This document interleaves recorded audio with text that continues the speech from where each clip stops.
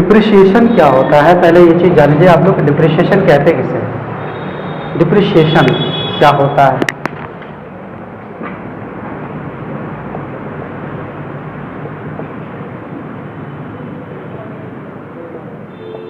Depreciation मतलब ह्रास होता है, जिसको अब अपनी भाषा में कहेंगे मूल्य में कमी आना। मूल्य में कमी आना जैसे होता क्या है कि जब हम कोई चीज खरीदते हैं मार्केट से और वो अस्थायी संपत्ति होती है, हमेशा ध्यान दीजिएगा कि चालू संपत्ति पर डिप्रिसिएशन नहीं लगता, करंट असेट्स पर। अब सवाल ये उठता है कि सर करंट असेट्स क्या होती हैं और फिक्स असेट्स क्या होती है?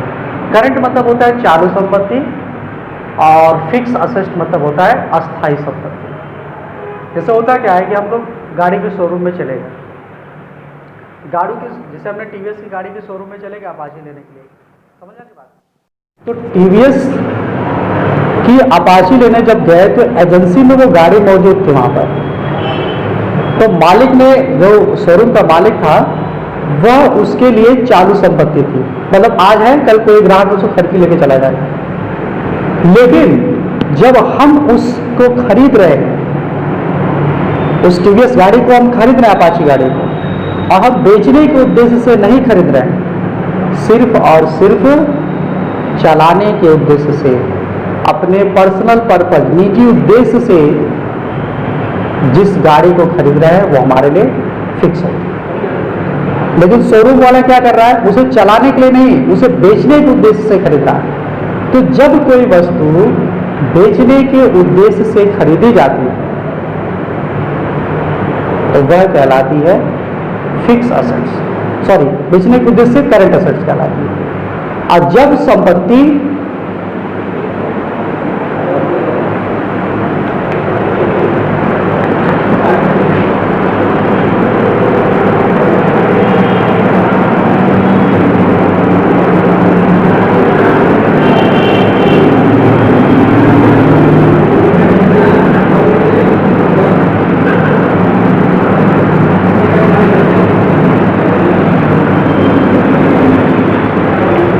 जब संपत्ति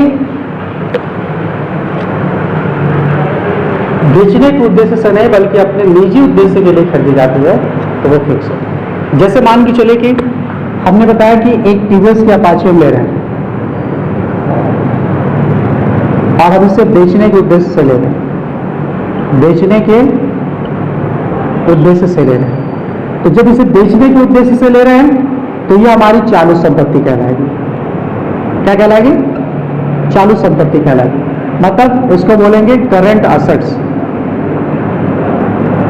करंट असेट्स का। समझ रहा है कि बात? लेकिन जब यही टीवीएस की अपाची गाड़ी अपने निजी उद्देश्य के लिए ली जाती है तो ये कहलाती है फिक्स्ड असेट्स कहलाती है, जिसको आप लोग अस्थायी संपत्ति बोलते हैं। समझना के बाद अब ये तो हो गया फिक्स असेट्स और करंट असेट्स। एक बात समझ लीजिए, जो संपत्ति बेचने के उद्देश्य से खरीदी जाती है वह संपत्ति होती है करंट असेट्स, यानी कि चालू संपत्ति। और जो संपत्ति अपने निजी उद्देश्य के लिए खरीदी जाती है वह आपकी फिक्स असेट्स होती है, मतलब वो अस्थायी। जैसे हमने एलसीडी लगवाया, एलसीडी हम बेचने के लिए नहीं ले रहे हैं, यहाँ पर हमने बच्चों को पढ़ाने के लिए एलसीडी लगवाया, तो ये हमारी फिक्स असेट हुई। ये लैब में जितने भी लैपटॉप या कंप्यूटर लगे ये सब हमारे फिक्स असेट है। इन्वर्टर है, फिक्स है। अगर यही सारे तमाम जो चीज़ें हमने बताया भी, तो जितनी भी हमारी संपत्ति है, तो इन सारी संपत्ति को अगर मैं बेचने के उद्देश्य से लेता तो ये हमारी करंट असेट्स होती है। क्लियर हो गया सब लोगों को? अब डिप्रिसिएशन लगता किस पर है?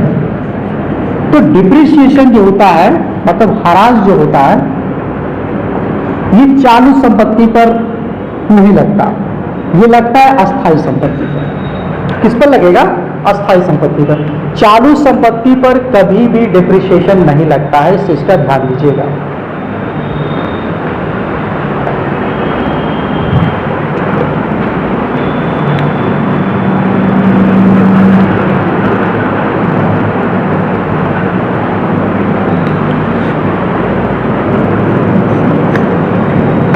चालू संपत्ति पर कभी नहीं लगता है, ये जब लगेगा तो फिक्स्ड असेट्स पर लगेगा। ठीक है, फिक्स्ड असेट्स डिप्रिसिएशन। ठीक है, तो ये फिक्स असेट डिप्रिसिएशन पे लगेगा, इस चीज का ध्यान दीजिएगा। अब उसके बाद क्या करना है कि डिप्रिसिएशन, जैसे मान के चले कि हमने ये एलसीडी खरीद ली और ये हमारी फिक्स असेट्स थी, बच्चों को पढ़ाने के लिए हमने इसको लिया था। ठीक है, फिक्स असेट्स हमारी, जब हम इसको बेचेंगे, ठीक है, तो मान के चले कि इस एलसीडी को खरीदने के लिए हमने 10,000 रुपए खर्च किया था। फिक्स एलसीडी को खरीदने के लिए 10,000 रुपए खर्चा किया। 2 साल बाद यानी कि 2 वर्ष बाद जब आप इसे बेचेंगे, ठीक है ना, जब इसे आप बेचेंगे तो क्या आपको 10,000 रुपये मिलेगा? नहीं मिल सकता। 10,000 रुपये इसलिए नहीं मिलेगा क्योंकि ये एलसीडी 10,000 रुपये की थी, इसमें आपको 2 साल आपने इसका इस्तेमाल किया। जब 2 साल आपने इसका इस्तेमाल किया तो इसके मूल्य में कमी आ गई। मान के चलो कि 2%, तो 10,000 का 2%, ठीक है, 10,000 का 2%, तो 10,000 का 2% यानी कि 0 से 0 0 0 100 गुना 200।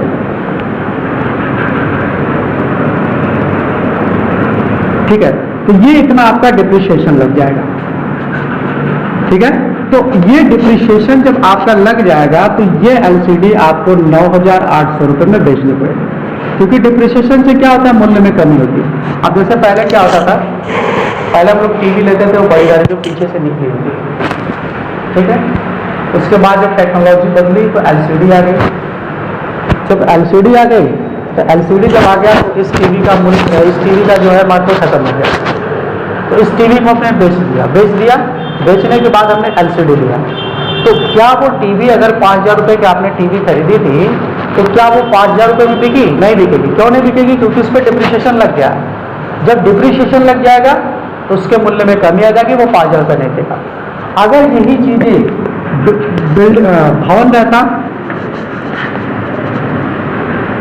भवन रहता या जमीन रहती, तो भवन और जमीन पर डिप्रिसिएशन नहीं लगता, इस चीज का ध्यान दीजिएगा। भवन और जमीन पर डिप्रिसिएशन नहीं लगता, इस वजह से नहीं लगता है क्योंकि इन सारी चीजों पर एडोप्रिसिएशन लगता है, इनके मूल्य में बढ़ी होती है। जितने साल ये रहेंगी उतना उसके मूल्य में बढ़ोतरी। समझ आ की बात है?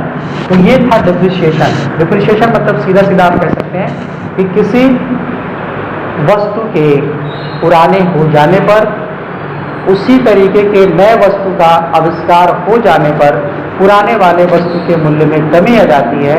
उसी मूल्य की कमी को डिप्रिसिएशन यानी कि ह्रास यानी कि मूल्य में कमी कहते हैं। इन सारी चीज़ों को देखेंगे तो ये डिप्रिसिएशन होता है। अब उसके बाद हो गया, तो ये डिप्रिसिएशन अब आपका कम होता जाएगा। कोई भी चीज़ है, अगर हम ऑनलाइन खरीदते हैं 5,000 रुपये की खरीदेंगे, तो अगर आप जैसे उसको शोरूम से बाहर निकालेंगे तो 500 रुपये उसका कम हो जाएगा, तो आपको वो 45 रुपये मिलेगा। अगर आप जैसे गाड़ी खरीद लिए ना, जैसे आपने 2 व्हीलर ले लिया, आपने 1 लाख रुपए की गाड़ी खरीद ली, शोरूम से जैसे ही बाहर आएंगे तो 15,000 रुपये उसका कम हो जाता है तुरंत। जैसे उसकी रजिस्ट्री होगा, जैसे उसका रजिस्ट्रेशन हो जाएगा, तुरंत उसका 15,000 रुपये कम हो जाएगा। आप बताइए, तो वो 15,000 रुपये नुकसान हुआ चले जाता होगा, तो वही नुकसान आपका डिप्रिसिएशन का। ठीक है, आज चलो आप लोग लेजर बनाएंगे, आप लोग डिप्रिसिएशन का, तो ये हो जाएगा इनडायरेक्ट एक्सपेंसेस में जाएगा। ठीक है, डिप्रिसिएशन होगा वो इनडायरेक्ट एक्सपेंसेस। समझ आने वाला? ये इस तरीके से होगा।